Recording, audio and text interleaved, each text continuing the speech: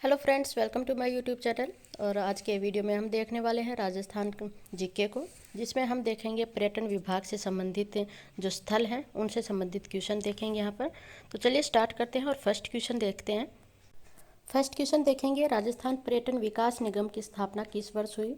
तो आज़ादी के 32 वर्ष बाद हुई थी स्थापना पर्यटन विकास निगम की, यानी 1979 ईस्वी को। नेक्स्ट क्वेश्चन है, राज्य का सर्वाधिक प्राचीन मंदिर कौन सा है? प्राचीन है लेकिन फिर भी शीतल है, तो शीतलेश्वर महादेव मंदिर सबसे प्राचीन मंदिर है, जो कि झालावाड़ में है। नेक्स्ट क्वेश्चन है कि राज्य में मीरा दातार की दरगाह किस दुर्ग में स्थित है? मीरा दातार की दरगाह, तो मीराबाई जैसा तारा तो एक ही है, तो यानी मीरा दातार की दरगाह कहाँ पर है? तारागढ़ दुर्ग में। ऐसे याद रख लीजिए, मीरा जो जैसा तारा सिर्फ एक ही है, तो मीरा तारा एक ही है, तारागढ़ दुर्ग में ये दरगाह स्थित है। राजस्थान में 2.5 दिन के झोपड़े का निर्माण किसके द्वारा करवाया गया था? ये कुतुबुद्दीन ऐबक के द्वारा करवाया गया था।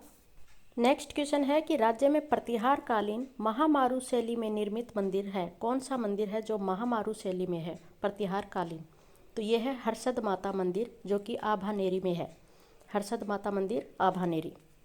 और कई बार क्वेश्चन सीधा पूछ लिया जाता है कि हर्षद माता मंदिर कहाँ पर स्थित है? तो यह आभानेरी में स्थित है। आप इसको ऐसे याद रख सकते हैं कि आप हर्षित होंगे तो आपकी आभा है ना दूर दूर तक फैलेगी, तो हर्षित होंगे तो आपकी आभा दूर दूर तक फैलेगी, यानी आभानेरी में है ये हर्षद माता मंदिर।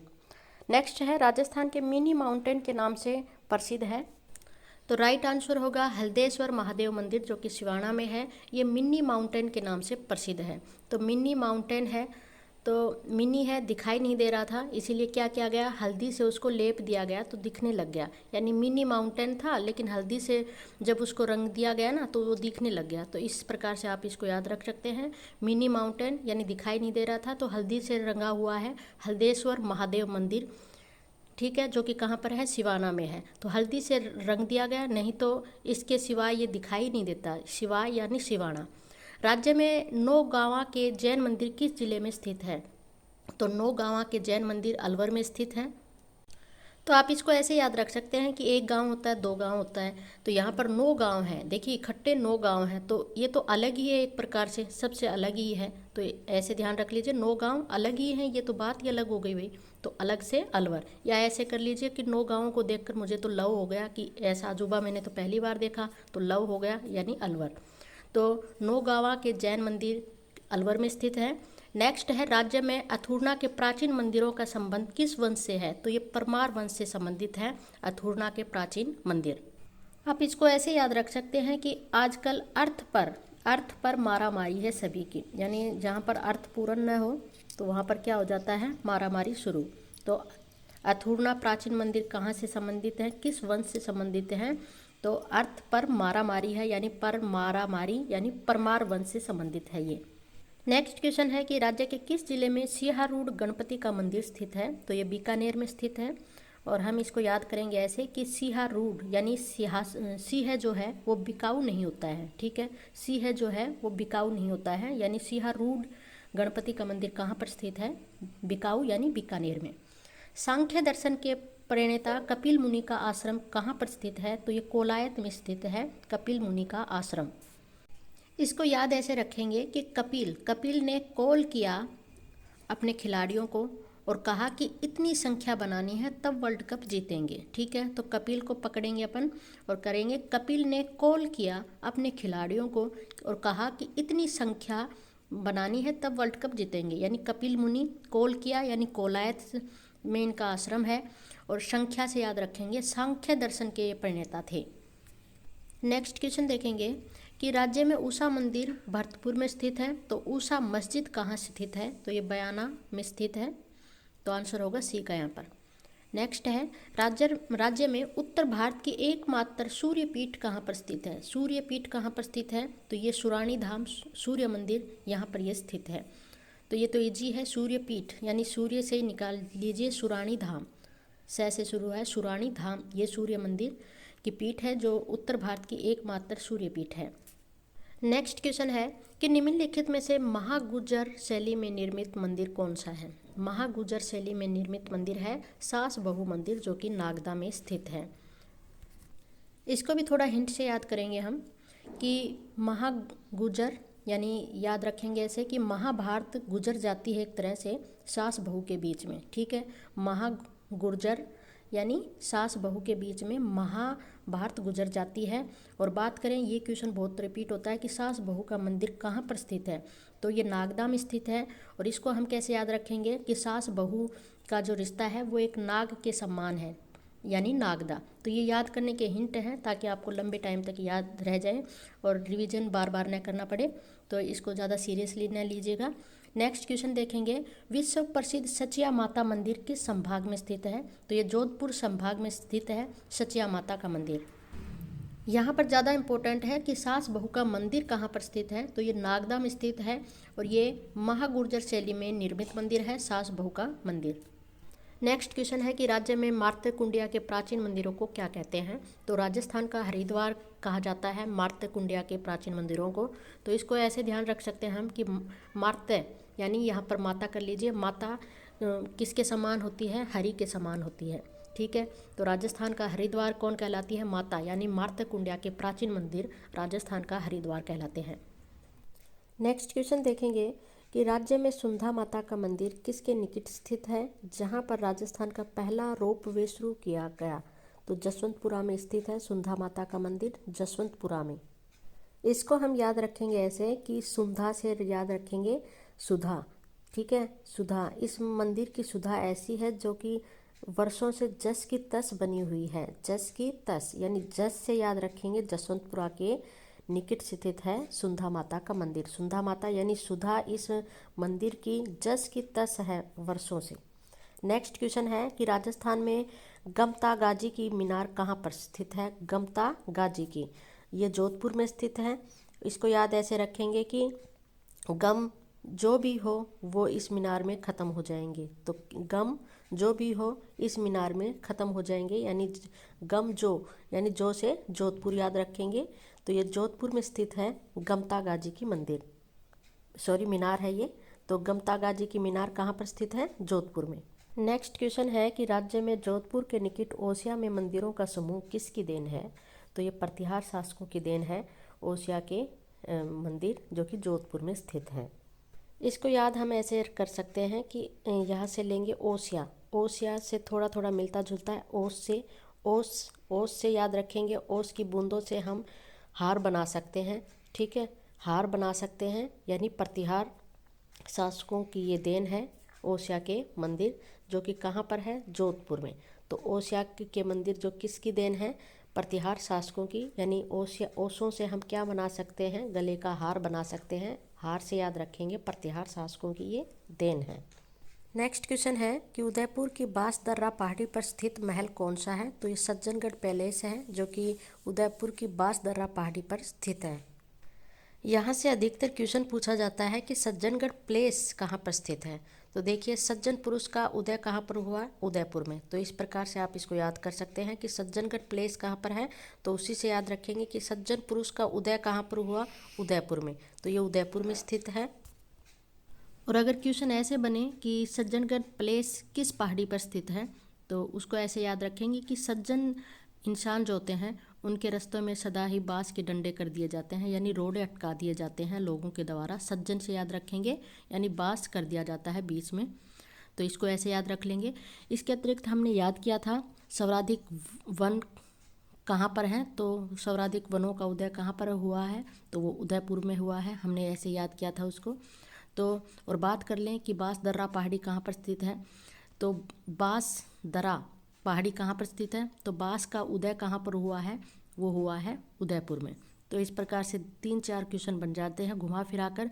पहला क्वेश्चन बनेगा कि सज्जनगढ़ प्लेस कहाँ पर है, तो सज्जन का उदय कहाँ पर हुआ, उदयपुर में। और बात करें सज्जनगढ़ प्लेस किस पहाड़ी पर स्थित है, तो ये बांसदर्रा पहाड़ी पर स्थित है, यानी सज्जन लोगों के रास्तों में बांस लगा दिया जाता है, यानी रोड़े अटका दिए जाते हैं। तो इस प्रकार के यहाँ पर क्वेश्चन बनेंगे आपके। नेक्स्ट क्वेश्चन देखेंगे कि निम्न में से छित्र पैलेस के नाम से प्रसिद्ध है, तो कौन सा छित्र पैलेस के नाम से प्रसिद्ध है, तो उमेद भवन पैलेस ये छित्र पैलेस के नाम से प्रसिद्ध है। तो यहाँ पर याद रखेंगे कैसे कि छितर से याद रख लीजिए छतरी से उम्मीद की जाती है कि वो हमारी वर्षा से बचाव करेगी, तो छितर यानी छतरी प्लेस का नाम प्रसिद्ध है कौन सा, यानी छतरी से उम्मीद की जाती है, उम्मीद उम्मीद उम्मीद से उम्मेद भवन पैलेस के नाम से प्रसिद्ध है। नेक्स्ट क्वेश्चन है कि राजस्थान के किस जिले में गोरा बादल महल स्थित है, तो ये चित्तौड़गढ़ में स्थित है गोरा बादल महल। तो गोरा और बादल को हम सभी जानते हैं, कौन थे ये गोरा और बादल, तो इन्होंने गोरा और बादल ने सभी को चित कर दिया था, यानी चित्तौड़गढ़ में स्थित है गोरा बादल महल। वीडियो के लास्ट में देखेंगे हम राजस्थान के करंट से संबंधित इम्पोर्टेंट क्वेश्चन।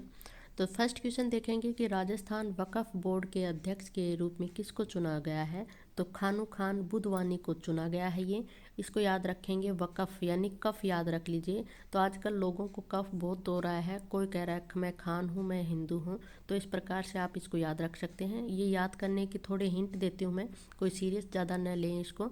तो वक्फ यानी कफ हो रहा है आजकल हिंदू मुसलमान को लेकर लोगों को आजकल। तो खानू खान बुधवानी ये वक्फ बोर्ड के अध्यक्ष चुने गए हैं। राजस्थान में पहली बार किस राजस्थानी भाषा फिल्म को 66वें राष्ट्रपति पुरस्कार समारोह में नेशनल अवार्ड से नवाजा गया, तो बहुत ही टर कर रही थी राजस्थानी भाषा आजकल। तो पहली बार ऐसा हुआ है, पहली बार पुरस्कार दिया गया, क्यों, तो बहुत ही टर कर रही थी, इसीलिए यानी आगे सामने उभर कर सामने आ रही थी। तो याद रखेंगे टर्टल फिल्म को ये 66वें राष्ट्रपति पुरस्कार समारोह में नेशनल अवार्ड से नवाजा गया है। टर्टल के निर्माता हैं अशोक चौधरी। इस फिल्म का विषय क्या है, तो राजस्थान के गांवों में पनप रहे जल संकट को दिखाया गया है इसमें, कि टर्टल फिल्म में, जो कि राजस्थानी भाषा में है। और यहाँ पर इसको याद रखना है, इम्पोर्टेंट है। बहुत ही टर कर रही थी, इसीलिए ये सब के सामने आ गई। एक तरह से राजस्थानी भाषा की प्रथम फिल्म है ये, जिसको राष्ट्रपति पुरस्कार समारोह में नेशनल अवार्ड से नवाजा गया है। नेक्स्ट क्वेश्चन है कि 17वीं वन रिपोर्ट 2021 के अनुसार भौगोलिक क्षेत्रफल का राजस्थान में कुल वन क्षेत्र कितना प्रतिशत है। तो 17वीं वन रिपोर्ट जारी कर दी गई है 2021 के अनुसार। इसमें राजस्थान का कुल वन क्षेत्र कितना प्रतिशत है, तो देखिए वनों में थोड़ी बहुत बढ़ोतरी हुई है, लेकिन थोड़ी हो या अधिक हो, लेकिन वनों में बढ़ोतरी हुई है। तो 4 चांद लगा दिए हैं एक तरह से, तो यानी 4.87% वनों में बढ़ोतरी हुई है प्रतिशत, ठीक है, 4.87%। वन क्षेत्र बढ़ा है, यानी वर्ग किलोमीटर की बात करें तो 25 वर्ग किलोमीटर बढ़ा है। केंद्रीय पर्यावरण मंत्री हैं भूपेंद्र यादव। नेक्स्ट क्वेश्चन है कि राजस्थान लोक सेवा आयोग के नए अध्यक्ष कौन हैं।